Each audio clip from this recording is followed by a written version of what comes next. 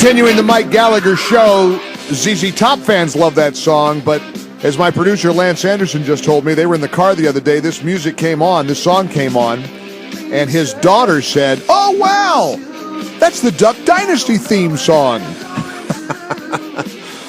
This is an amazing story, the Duck Dynasty story on A&E. Of course, you know all about the Robertson family. They have a family business making duck calls. Their life, their story, their family has been featured on this very, very entertaining show that many of us never miss. Here's a little snippet from Duck Dynasty on A&E. Mia was our third child, and she was born with a cleft lip and soft palate, which is something that is manageable through surgeries. Hey, Mia, are you all packed up? Yes, sir. What'd you pack? Stuffed animal. So is there something you want to do maybe before we head out of town? How about a family party? I think that's really sweet. Great idea. Mia came to us and said that she would write a speech about her life and be willing to share it. My name is Mia Elaine Robertson, and I was born with a cleft lip and cleft palate. I've had 4 surgeries so far, and I'll have another one in a few days. It's a biggie. Here's this young girl who is willing to open up about all the things that she's gone through in order to inspire other people. Whenever I feel sad or have struggles, I know that God is bigger than all that, and He is bigger than any of your struggles too. Which is really what life is all about, and I'm very proud of her for doing that. Thank you for coming. Wow. This show is all about faith, family, and foul. That's the name of Jase Robertson's book, Good Call, Reflections on Faith, Family, and Foul. Let's welcome to the Mike Gallagher Show, the one and only Jase Robertson. Jase, it's great having you on the program, sir. How are you? Man, I'm doing great. Thanks for having me. Are you kidding me? I'm such a fan, and I know you hear it all the time, so I don't want to bore you with this, but I gotta start with my hunch, because I'm getting a lot of crap because I just read Ann Coulter's column about how much she hates soccer and doesn't think the World Cup is really that big a deal, which I agree with. Am I right in having a hunch that the Robertsons don't sit around and watch Uruguay and Portugal in a soccer match? Well, I've never been much of a soccer fan, but I do think it's intriguing, things that bring the world together. I guess, it's fun for people to watch. And the U.S. is not bad this year. But, no, I guess big day today, U.S. and Germany. I'm going to go see if any paint's going to peel in my office during that match. But listen, I guess I'm going to be on a book tour, so I'm going to miss it. You got your hands full. No, I just love what she has all these arguments in her column about how soccer, you can't even use your hands. It's foreign. There aren't really that big. I think Duck Dynasty probably has kind of comparable ratings to ESPN ratings for soccer. But I don't want to get you in any trouble over soccer, Jase Robertson. I want to talk about your book. I want to talk about your show. I want to talk about this great country of ours. First of all, what does it feel like to be in the middle of this product, because it has become a product, the whole Robertson family and the Duck Dynasty entity? What's that like to be in the middle of something, knowing how many millions and millions of people respect, admire, and love you guys? That's got to be at times overwhelming. Yeah, it is.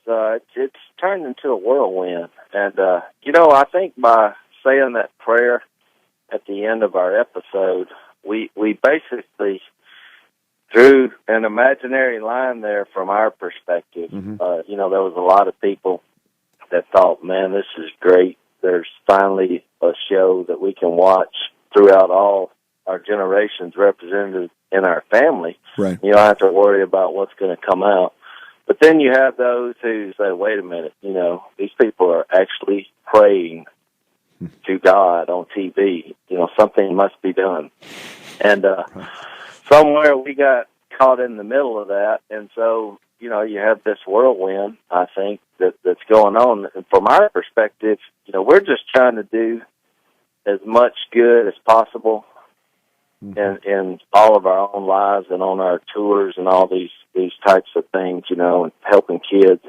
But that's the main thing. I think kids need something that's a positive influence in their life. Well, and to hear Lance tell me his daughter, and Lance, how old is your daughter now? To hear a 12-year-old girl hear ZZ Top's music and say that's the Duck Dynasty theme, you just know that a whole bunch of young people are plugged into your message and hearing about on the show faith and family and what really matters in life. And they're not, yeah, they're not. Yeah, I think so. What we've noticed, there's a lot of kids who go through, tough things, and they're in hospitals, and our show comes on. Yep. And it's a great distraction for them. It kind of gives them a reason to smile. I had a kid yesterday in line. He was in a wheelchair, and he come up there, had the biggest smile on his face, and he wrote me a letter.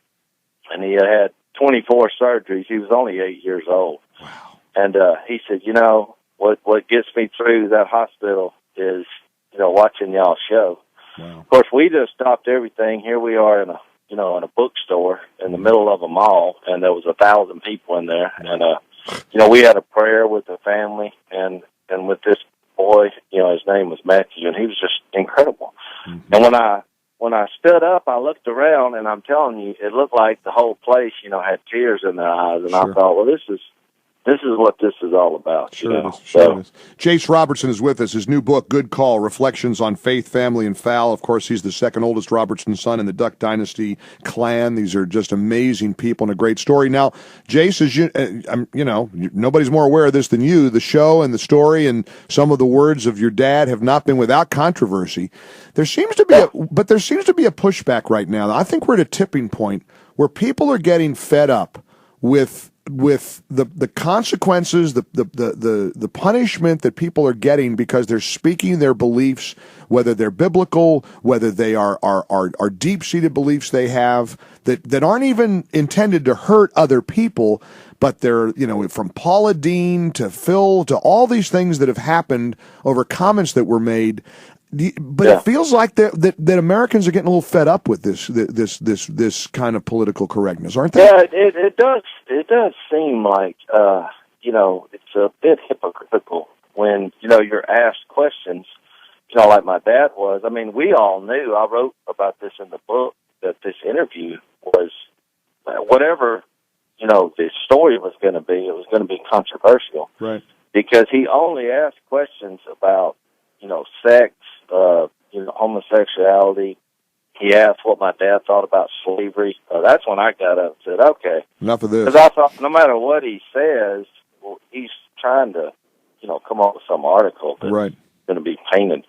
Well, my dad, he's done hundreds, if not thousands, of Bible studies, and he was in his house, and the guys asked him biblical questions, what is sin and stuff like that. And so he got his Bible out, and it turned out to be a 4-hour Bible study. And, I thought it was sad that this guy just picked out little parts of it right. and built an article about that. And I do think there is something to be said about, being able to speak your mind. If you're kind of with what the media predominantly, views, then you're all right. But if you're out there, representing God and just, right. people out here living on the riverbank, then all of a sudden it's a totally different standard. And sure. I think that's why we got inserted into that, because even though we've lived on the river, people realize that, that we're intelligent enough to, have a successful business and get the big things on straight. And they use, they view that as a threat, and so we started being attacked. I mean, I'm attacked every day, mainly through social media, but it's just the way it is. Well, but does it get to you? I mean, Jase, did it? Oh, not at all. But yeah, but you guys had to know you were going to become targets when you agreed to do the show, right? I really didn't. I guess I was naive in that fact. Because I thought, here we are. We love God and we love people, all people, and our lifestyle shows that. I mean, I think that's where they had a problem with us. When they came down and started investigating the way we live our lives, they thought, well, we're going to have trouble coming up with some dirt here, and because everything we do is out there in the open, right? There's no skeletons in the closet, and there's we love all people and have done a lot of things. I'm not tooting our own horn, but our Christian lifestyle Kind of speaks for itself. Leads us to lead unselfish lives. Right. I wake up every morning thinking, how I can help somebody out, and it's just a more meaningful life. So, sure. It's kind of hard to attack that. Well, your dad learned that lesson, too, and I love the part of the book where you explore this relationship with your dad, because growing up with Phil Robertson wasn't easy. No, it wasn't. And look, that's part of my dad. My first chapter, which was everybody kind of laughed because after the controversy hit, I'd already written most of this book. And the first chapter was forgiving Phil, and everybody was like, oh, my goodness. I was like, well, it was really about his former life. And, he came out of the hippie mood, and he was just a wild heathen by his own admission.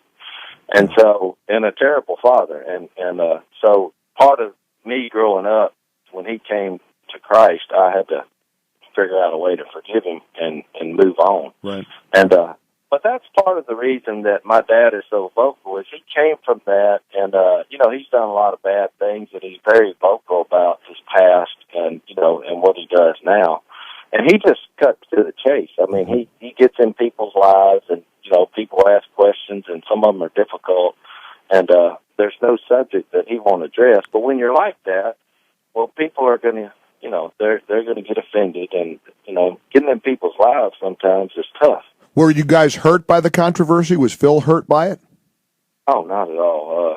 My dad, we all went duck hunting the next day, and, it was, we knew that something with my dad would probably happen like that, because he goes and speaks, and he's very blunt about what he believes. I think the biggest thing that we were upset about is somehow or another, our beliefs on God's idea of marriage somehow or another got coupled with how you treat people. Right. And, we have lots of people that, have gay lifestyles, in our life, and they work on the show, and but they're treated with, love and respect. Mm-hmm. Even though we disagree, we think it's more about a decision. There's decisions that you make, that you can make, and we study the Bible. But it's all done in love and respect. You can never disrespect people for any reason. So now you're in the middle of a whirlwind tour. Mississippi, Alabama, Florida, Georgia.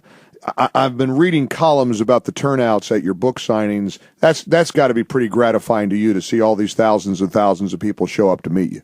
Oh, I'm telling you, it's moving.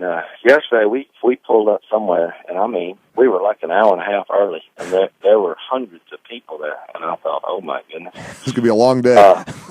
But it really means a lot to us, because we're simple people, and we're real, and we're just trying to do what's right, and having all these people come out and support what we do. I'm telling you, it kind of fires you up and inspires you.